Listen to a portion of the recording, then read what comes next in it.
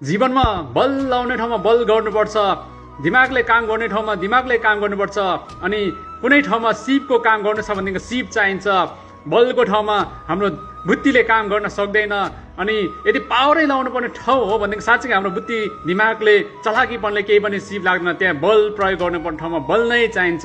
र यदि कुनै पनि ठाउँमा दिमागले ज्ञान बुद्धिले काम गर्नुपर्ने छ भनेदेखि अनि त्यस ठाउँमा चाहिँ बल एफोर्ट लाएर कुनै काम लाग्दैन।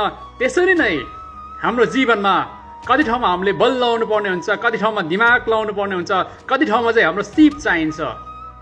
हरेक कुरा सिक्नुपर्छ। हरेक परिस्थितिमा हामी स्थिर रहेर विभिन्न किसिमको कामहरूको अनुभव बटुल्दै हामी अगाडि बढ्न सक्यौँ भनेदेखि जीवनमा हामी कसैभन्दा पनि हामी कोहीभन्दा कोही पनि कमी हुने छैन यस संसारमा। त्यसरी नै आज कमजोर व्यक्तिहरूले चाहिँ बलवानहरूले हेप्छन् भनेदेखि त्यसरी नै सिपमूलक व्यक्तिहरूले पनि कमजोर व्यक्तिले नै हेप्ने गर्दछ।